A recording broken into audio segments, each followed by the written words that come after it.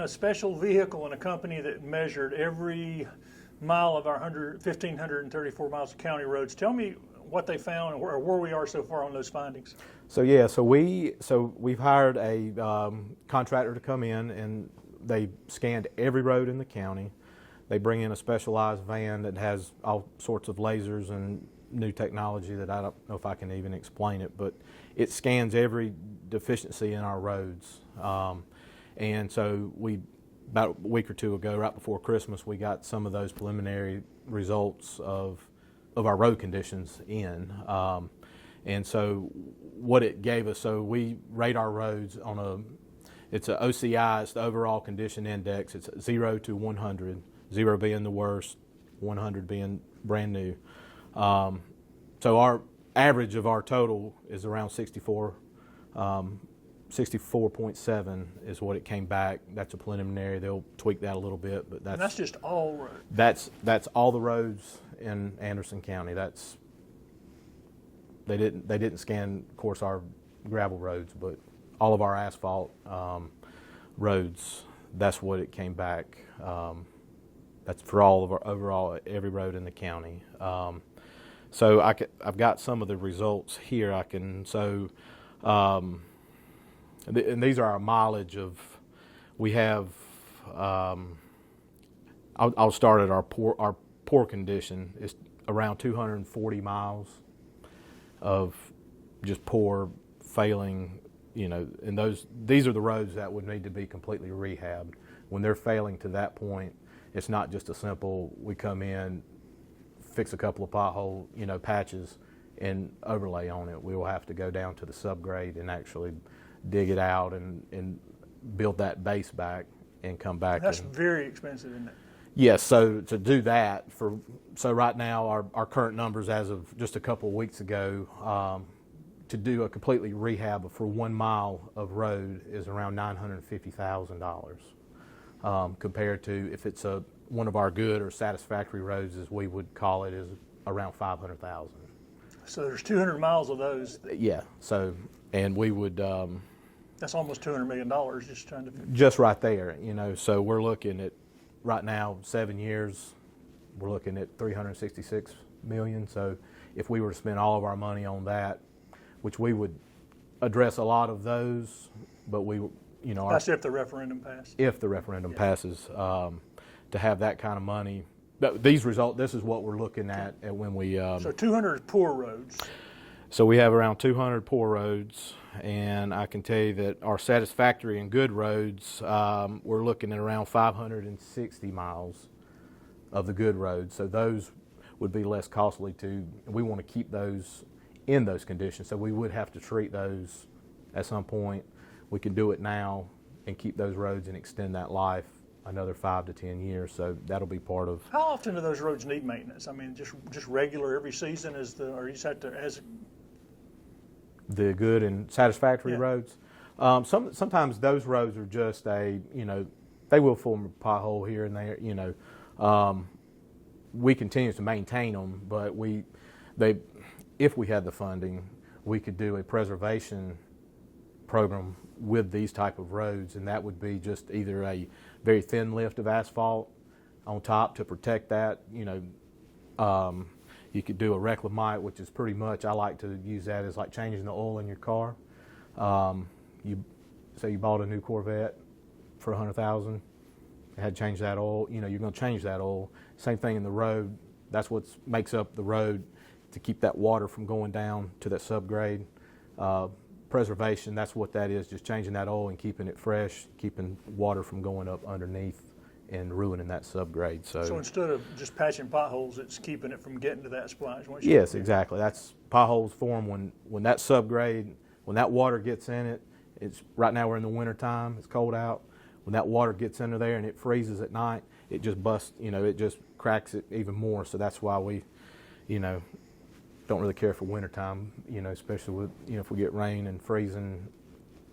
We have a really bad. So even these numbers that we're getting now, if we haven't had too bad of a winter yet, but if all it takes is a couple of weeks of freezing and all of our roads are just continue to deteriorate. So So we talked about half the road so far. What about the rest of them? So the rest of them, so we have some that are below that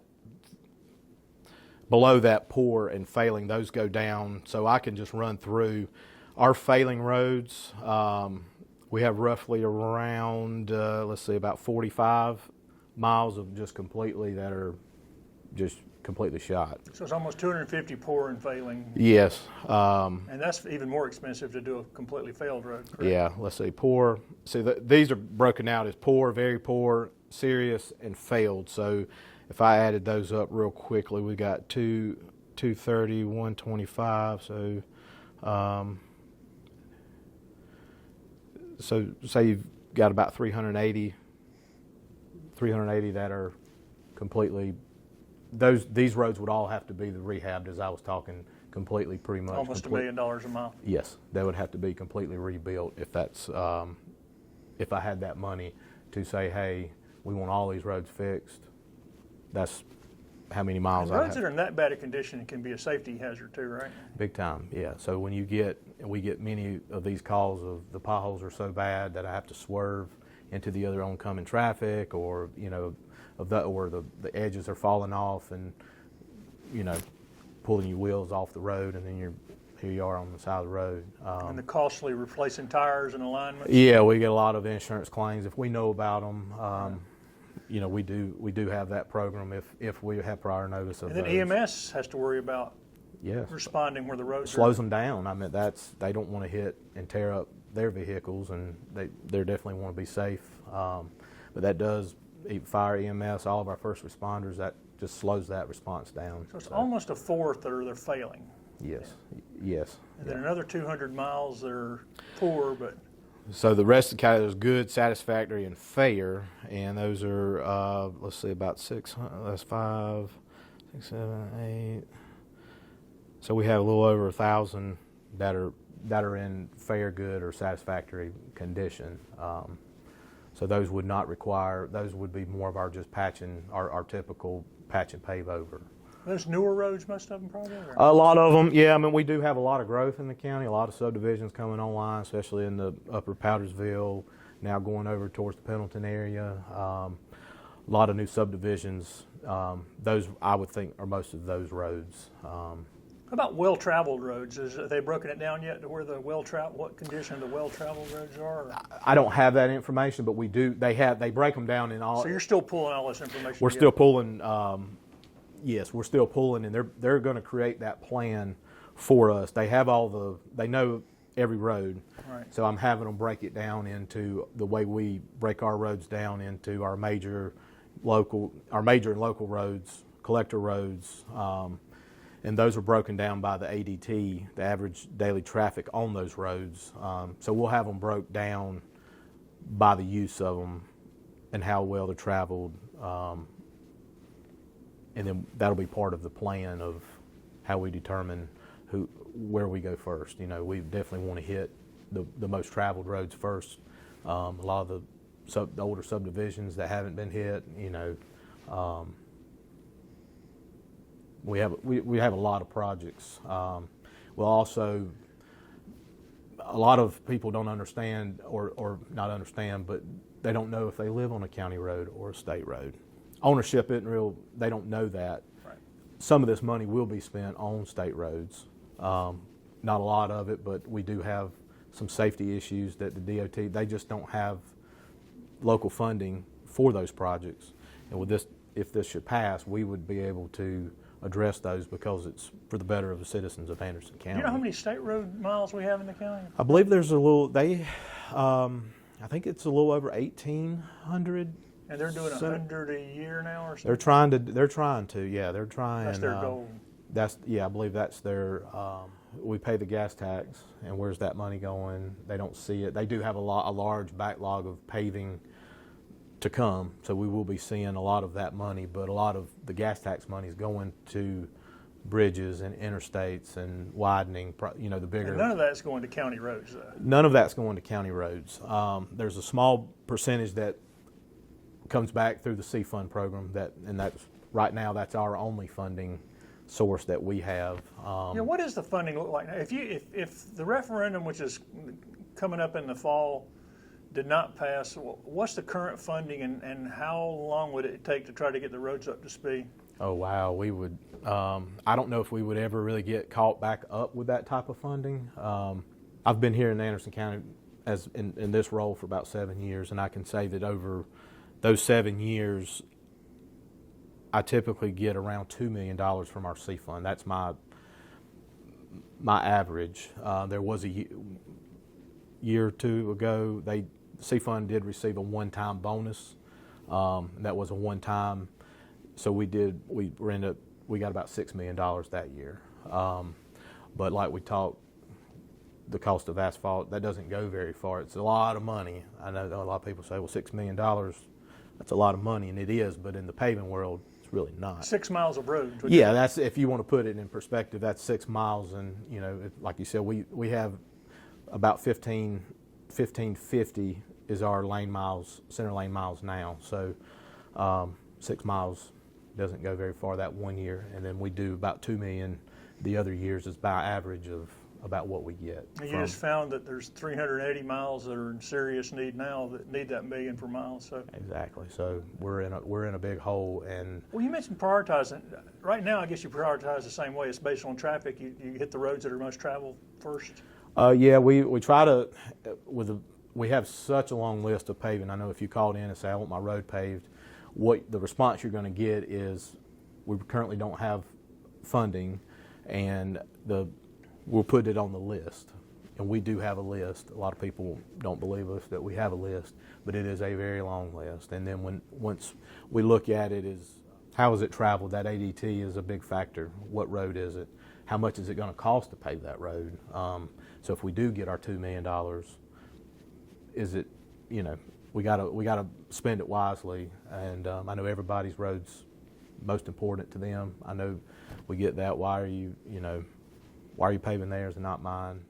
Typically, it's on how it's the use of it, where it's at, that kind of. So the current level of funding, if it continued without any help from the referendum, is just basically patching. Am I overstepping that, or is that a fair assessment? We typically don't use C fund just for patching. It has to be for paving. I do have maintenance. My operating that we manage our system now with is just my maintenance budget, and my asphalt, and that's roughly around $400,000 a year, and that's what I use for patching potholes, any of the maintenance that's needed, if it's striping or edges or whatever it is. That's the money we use. So the $2 million would be for the roads that we get.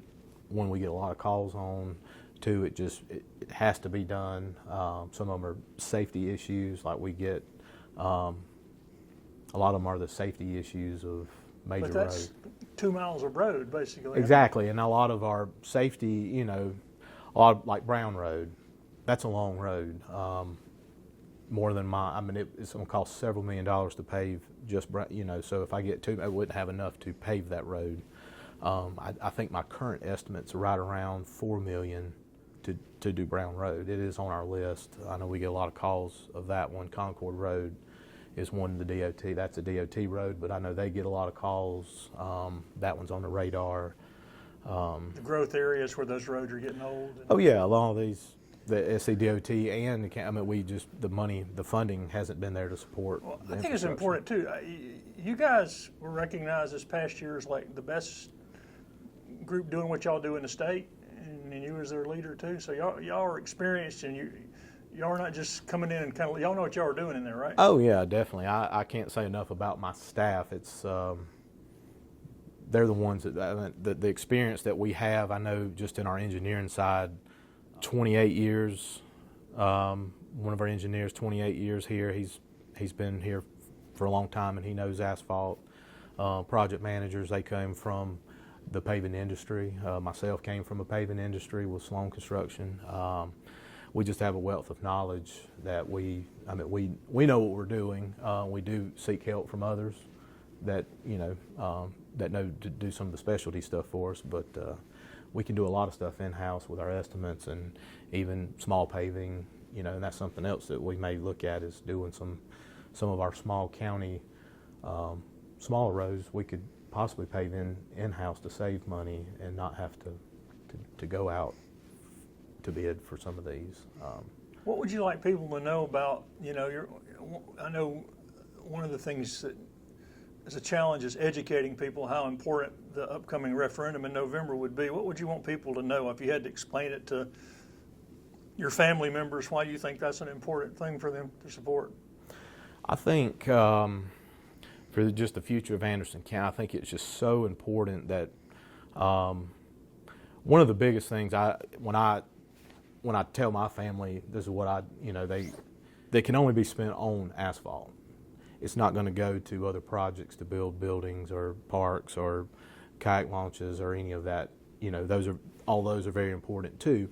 But this penny tax can only be spent on roads and bridges infrastructure, and it can't be paid salaries. It's not going to go paying vehicles or any of that. This is going to go straight to where we need it on our asphalt and our bridges, our infrastructure, so that as we all as the county grows and people are moving here, that they want to see new asphalt, new bridges, and this type of money is what it's going to take to get us there. We'll still have a lot of work to do after that, but hopefully that money will continue to be there. That penny would somewhere between 38 and 40 million a year is what they're hoping. Around 40 million. It every year it increases a little bit, is what they just because of the growth rate. But yeah, around 40 million a year. I'm glad you mentioned the bridges and other things. People forget about that because every year we have a deluge and a bridge washes out or something. Oh, yeah. How many bridges is the county responsible for? So a lot of people, this shocks them that we actually have 157 bridges that we maintain. And as of today, we have 57 of those that are load restricted, which means that fire trucks can't go over them, school buses can't go over them, fuel tankers can't go over them. So a lot of those are load restricted. Every 2 years we have to do the DOT actually does an inspection of all of their bridges plus our county bridges, and we get that report, and that's when you see those load ratings that are on these bridges, and we will start with those load rated ones if this should pass. As a typical bridge, some of them just need maintenance, but maintenance, are widening, just some need maintenance, some need completely replacing because they still have the old wooden trusses under it from when they were originally built back in the 60s or 50s. How expensive is that when you have to replace a bridge? Oh yeah, so bridges are depending on the length, the span, all of that good stuff. The ones that we've done recently have been around $1 million, $2 million. We haven't really done a really big one yet. We do have one on Walker Road that's been sitting on our shelf, ready to go, and that would be one that we would tackle first. But it will probably cost $3 million. I think that's our latest estimate, is about $3 million on that one. Some of our safety bridges, like Scotch Bridge Road that floods every time we have a rain event. Scotch Bridge, Shackleburg. We replaced the one on Shackleburg. There's another one down. That one's shelf ready now. We could, but both of those are about $3 to $4 million a piece. So bridges are expensive too. And we want to hit those with a safety. Some of that is safety for the flooding events. Some of them you can't pass.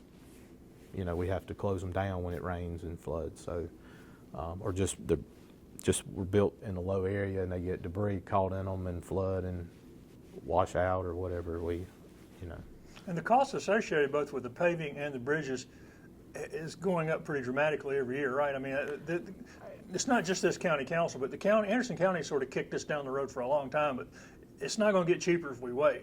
Oh, no, definitely not. No, I think in the last 2-3 years, as we've seen prices of construction, or really everything, go up, we were hoping maybe it would go back down, but I think this may be our new norm of don't think it's going to get cheaper. It will just definitely get more expensive, I believe.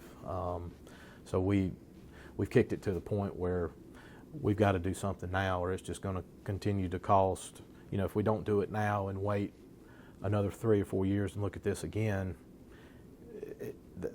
the roads that I talked about, those numbers, they're going to be dropping down in that poor and failing state, which costs more to repair. So it's just going to continue to grow. So yeah, you're right. Yeah. And Anderson County is one of the last 4 counties without some sort of special funding for paving and bridge repair, right? Oh yeah, definitely. Yeah, there's either fees or they have sales some type tax. of, yeah, there's always some type of a local option tax, of whether it be a capital. There's several ones out there, but yeah, we would be one of the last that would implement something. I guess you've talked to council about it. The reason they decided that this makes the most sense is a lot of people from out of town will pay a share of this because they use our roads, whereas a vehicle fee goes just to people who live here. This is something that is one thing I saw said at least 40% maybe would be from 35 to 40. We actually had a study done right at the beginning of December. We saw some of the other counties that were doing them, and we said, hey, we want that number. You do our study, and they came back and said that I believe it was a little over 35% is what they said that would be. A lot of that money would be coming from outside, traveling, people passing through and coming from Georgia, wherever they're coming, just passing. We are fortunate to have so many miles of 85 that run through Anderson County, so we get a lot of people coming through. So that's, I think, one of the biggest benefits is, hey, let them pay. They're using it. Let them pay. Let them pay their share. Truckers and stuff. Yeah, trucker. They're going to stop and get a drink or get whatever they're going to stop and eat and do their.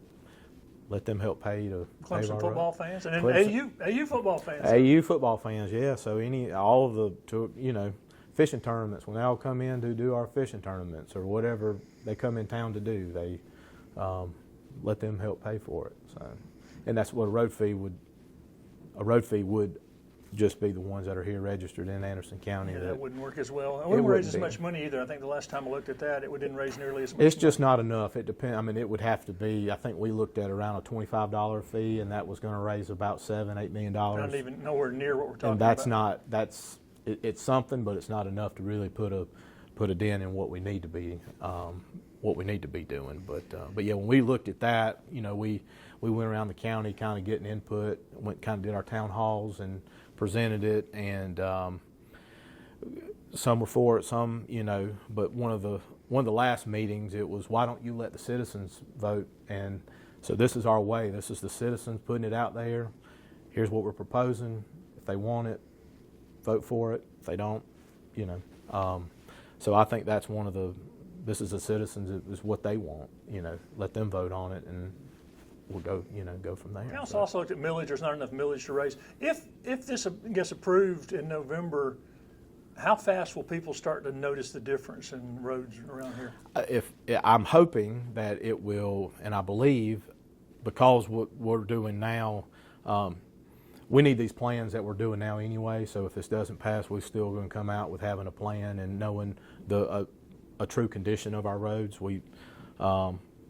So the plans that we're putting in place from day one, when it passes, we'll be able to put those bids out for paving, and hopefully in November, hopefully that spring when they starts paving season, we'll start seeing some new roads being put out. Like I said, we have bridges that are sitting on the shelf ready. All we would have to do is update a permit, and we can put those out for bid. We can put those bids out, and they'll be ready also. So hopefully 6-7 months, you'll start seeing some progress with some new paving. So we're hoping to hit it day one. One of the questions on the referendum is about bonding. There's a $15 million bond on there. That money is because there's about a year lag in once it's voted in and the county actually receiving money. The $15 million is for that first paving contract and those bridges that we're hoping to, that'll pay for those, and then those bonds will be paid back by the proceeds of the penny sales tax. So that wouldn't be coming from the taxpayers. That's going to be, once we receive that money, it'll pay those bonds back off. So within a year, people are really going to start seeing a difference around Anderson. I I would say yes, yeah, or hopefully sooner, I think. When is paving season? Paving usually starts around March. Once it starts warming up, there's those, sometimes you'll have some paving in the winter if it's warm, but typically around March, end of April, March is when DOT will, we usually follow DOTs, and I think March to November is their, I know it is, that's the paving, true paving season. With the 45 degree and rising is the requirement there. So. You work on bridges anytime unless it's paving? I mean, yeah, we can, yeah, bridges, yeah, we can work on bridges during the winter. Sometimes if it's a lot of earth moving and grading, that type of, you don't want to get in just with a wet winter. You never know. It's just not a good, you don't build roads in the winter. You don't like to, we have, but that's not ideal just because of the, you never know the elements that freezing, and you want to usually when it's good and warm and dry. Well, as we're talking, council will vote tonight on the third reading, and after that, county employees and council members can only educate. They can't get out and campaign for this. So I guess it's up to citizens if they're interested in it. There's a group called Fix Anderson Roads that's popped up, and some other groups hopefully. Yep, hopefully you'll start seeing some groups, you know, to help educate and push this along for us. But yes, you're right, after that third reading, county employees, we can only educate the public. We can't really, sell it to anybody and say this is their, you know, but we can educate conditions of our roads. This is where, you know, this could be spent, that type of stuff.